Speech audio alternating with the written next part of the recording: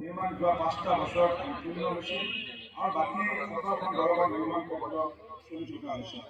এইদৰে গজালি জিলাত অসমমালা আঁচনিৰ অধীনত সৰ্থেবাৰী পাঠশালা আৰু হাবিৰ পৰা গেৰুৱা পাৰালৈ পথৰ নিৰ্মাণ কাৰ্য কাৰণে ব্যৱস্থা লোৱা হৈছে।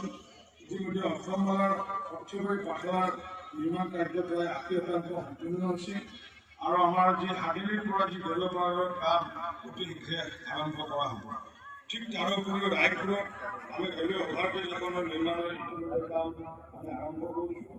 মুখ্যমন্ত্ৰী মুজিবুৰ আঁচনিৰ অধীনত ইয়াত উপস্থিত থকা প্ৰতিগৰাকী অভ্যাগত আৰু মোৰ পৰম শ্ৰদ্ধাৰ বজালী জিলাবাসী ৰাইজৰ লগতে সমূহ অসমবাসীলৈ মই গণৰাজ্য দিৱসৰ আন্তৰিক শুভেচ্ছা আৰু অভিনন্দন জনাইছোঁ। ঐতিহ্য আৰু আধুনিকতাৰ ব্যৱহাৰেৰে গৌৰৱান্বিত বিশ্বৰ অন্যতম বৃহৎ গণতান্ত্ৰিক ৰাষ্ট্ৰ ভাৰতবৰ্ষৰ জনসাধাৰণে দেশৰ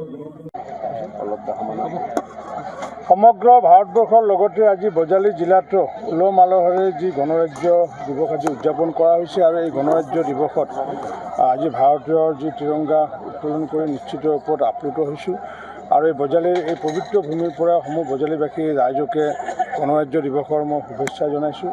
নিশ্চিত ৰূপত আগন্তুক দিনত মাননীয় প্ৰধানমন্ত্ৰী নৰেন্দ্ৰ মোদী ডাঙৰীয়াৰ যি সৰ্বস্পৰ্শী সৰ্বব্যাপী যি আঁচনি বা মানুহক যি হৃদয় চোৱা যিসমূহ কাম আৰু সমান্তৰালভাৱে মাননীয় মুখ্যমন্ত্ৰী ডক্টৰ হিমন্ত বিশ্ব শৰ্মা ডাঙৰীয়াৰ হৃদয়স্পৰ্শী আঁচনি সৰ্বস্পৰ্শী সৰ্বব্যাপী আঁচনি সকলোকে ইতিমধ্যে হৃদয়স্পৰ্শ কৰিবলৈ সক্ষম হৈছে। গতিকে আহক আমি সকলোৱে আজিৰ এই পবিত্ৰ ক্ষণত একত্ৰিত হওঁ যে ভাৰত মাতৃৰ স্বাৰ্থত অসমক আগন্তুক দিনত যাতে প্ৰথমখন ৰাজ্য হিচাপে যাতে পৰিগণিত কৰিব পাৰোঁ তাৰ কাৰণে মোদী ডাঙৰীয়াই যি আহ্বান জনাইছিলে সবকা সাথ সবকা বিকাশ সবকা বিশ্বাসৰ লগতে সবকা প্ৰয়াস সেই নীতিকে সৰগত কৰি সমগ্ৰ বজালীবাসীৰ লগতে সমগ্ৰ অসমবাসীৰ ৰাইজ যাতে একত্ৰিত হৈ উন্নয়নৰ স্বাৰ্থত যাতে আমি আগন্তুক দিনত একত্ৰিতভাৱে কাম কৰোঁ তাকে মই আজিৰ এই পবিত্ৰখনত আহ্বান জনাইছোঁ। যিকোনো খবৰৰ বাবে যোগাযোগ কৰক আমাৰ এই নম্বৰত 9181 307 221।